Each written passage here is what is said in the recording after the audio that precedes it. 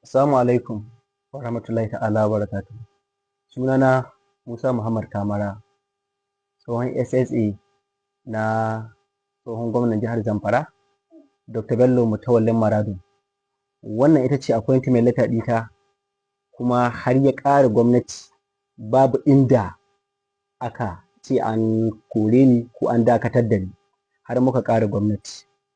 Yanzu nake duba media nake ganin takarda tana yawo an yi ƙarar malam Murtala Bello Asada, malamin musulunci, akan zargin ya ɓata ma shi ministan tsaro mai ci yanzu suna.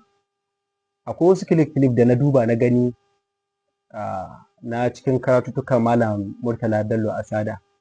So ina ganin in dai akan su ne aka fatawa ko kuma ake ja in ja, to wannan abu ba ƙarya ba ce. Akwai wani kilif da na gani wanda malam yake magana akan an soma 'yan ta'adda motoci. Wallahi summa tallahi billahi la ilaha illa an so motoci an bada mota, an ba Kacalla Halilu, an ba Turji, an ba Ado Aleru. Waɗannan motoci an so su an bada. Akwai wani kilif kuma da na ga yana yawo cewa an sau dussa an ba 'yan ta'adda, an sau dussa. Wallahi summa tallahi ni Musa Kamarawa ni aka ba kwangila na sau dussa. Wannan bank statement wanda ke nuna duka local government 14 na jihar Zamfara, ga sunan ga sunayensu, babu wadda ba tura man naira miliyan 3 ba. Idan aka haɗa kuɗi naira miliyan 42 su suka shiga akawun ɗina. Na sau buhun dussa 28,000. Kowace local government na san waɗanda na ba buhu 2,000 kuma an ba 'yan ta'adda. Malam Murtala ya taɓa wani clip wanda na ga yana magana akan an kama Haru Dole. An kama Haru Dole wanda babban ɗan ta'adda ne kuma yana da bindigogi fiye da 500. An kama shi SCS asibitin Goso suka kama shi, an yi halbe shi ga kafa. Sun je an kama shi an tafi da shi a Abuja ofis ɗin Lamurde. Daga ACS aka yi shi ofis ɗin Lamurde. Mutawalle ya tura yaronsa Dr. Bashir Maru, Chairman Hospital Service Management Board, ya karɓe shi beli. Kuma an yi haka. Malam Murtala ya taɓa magana akan gidan da aka saya wa Turji. Billahi la ilaha illa huwa an sai gida, ni na sai gida. Kwango ne wani ya fara gina shi ya wuce Makka ya bar shi. Aka zo za a sai ya ce a yi magana da ƙani ne Alhaji Dan Makwaju da Giwa a cikin garin Fakai, kuma an yi sai gida, an kammala gida kuma an ba da gida.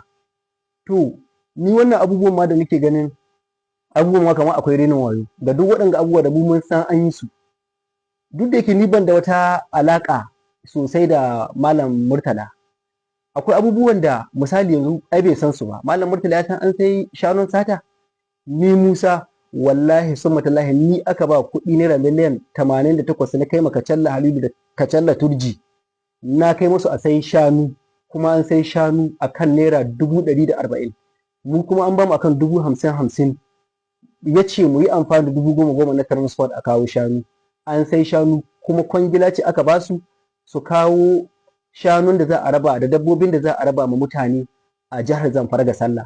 Na kawo shanu har mai shanu wani ya ganni a lambar ƙaura da shanunsa ya biyo an sato su da batsari ta Katsina, kuma ya biyo shanunsa. Na kira gwamna ya ce a kawo mai shanunsa. Na kawo shanu hannun tasu ga kwamishinan tsaro na wancan lokacin Abubakar Dauran.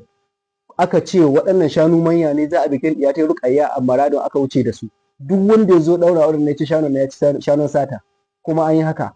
Don haka ni har in ta tabbata da gaske ne an yi wannan ƙarar, ina roƙon Malam Murtala Asada don Allah ya taimaka ya sa ni cikin shaidun shi na farko, don zan zo kotu kuma wallahi zan faɗi duk abin da na sani, har wanda Malam Murtala bai sani ba zan je da hujjata kuma in tabbatar ma kotu abin da ake da'awa an yi shi. Kuma na rantse da tsarkin mulkin Allah akwai abin da ma ba a san da shi ba sai gaban kotu zan faɗe shi. Shi kai na Malam Murtala bai san shi ba, kuma zan faɗe shi saboda an kawo gabar da ya kamata a wa mutane adalci, a kowa adalci. Na gode.